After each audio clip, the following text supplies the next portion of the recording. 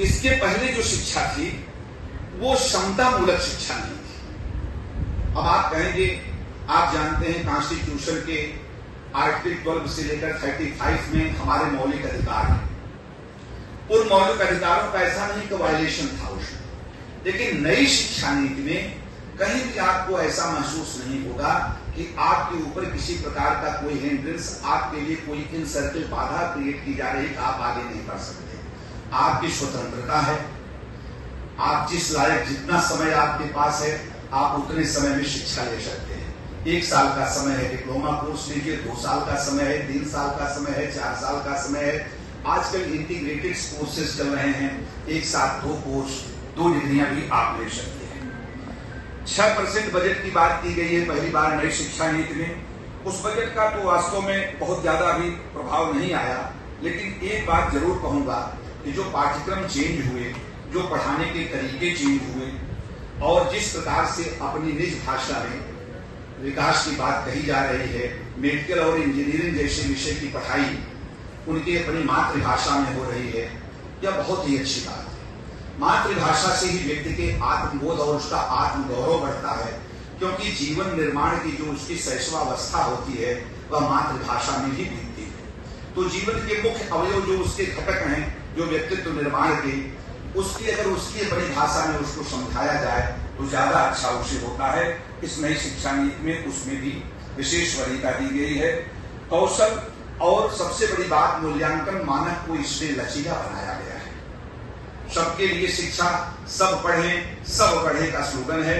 इस प्रकार इसकी तमाम विशेषताएं हैं। विशेष करके समाज शास्त्र में हम आते हैं। देखिए, पहली बात व्यक्ति हुआ। व्यक्ति को समझने के लिए नई शिक्षा नीति में हमारे समाज शास्त्र में 3-4 ऐसे पेपर रखे गए हैं जहां व्यक्ति क्या है, उसका किस प्रकार सामाजिकरण होता है, उसका परिवार क्या है, कैसे पारिवारिक विघटन होते हैं, पर्सनल डिसऑर्गेनाइजेशन कैसे होता है, फैमिली डिसऑर्गेनाइजेशन कैसे होता है, फिर वह किस प्रकार सोशल डिसऑर्गेनाइजेशन बन जाता है और नेशनल इंटीग्रिटी के लिए बाधा उत्पन्न हो जाती है।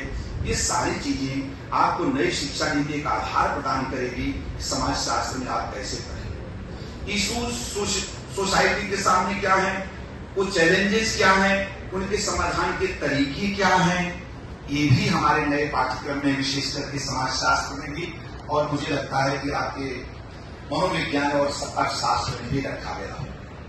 नई शिक्षा नीति में हमारे अर्थशास्त्र के विद्यार्थी हैं। हमारे यहाँ अर्थशास्त्र हमेशा लोक कल्याण का रहा है। बेसिक रूप से आपने इंटरमीडिएट में अर्थशास्त्र पढ़ा होगा, तो आप जानते हैं कि भारत सदैव वेलफेयर इकोनॉमिक्स का रहा। पीयू उस अवधारणा के पहले प्रोफेसर जेके मेहता से लेकर के भारत में तमाम विचारक आए, कौटिल्य से लेकर अर्थशास्त्र में तमाम ऐसी बातें आती हैं, तो हम वेलफेयर इकोनॉमिक्स की बात करते हैं। लोक कल्याण का अर्थशास्त्र हो, हम कहते हैं कि हम जिए और जीने दो।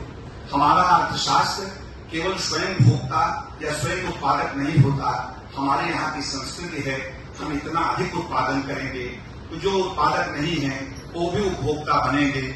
मैं भी भूखा न रहूं, साध न भूखा जाए, शाही इतना दीजिए, जाने को तुम समाए। ये नई शिक्षा नीति के मोटो में है।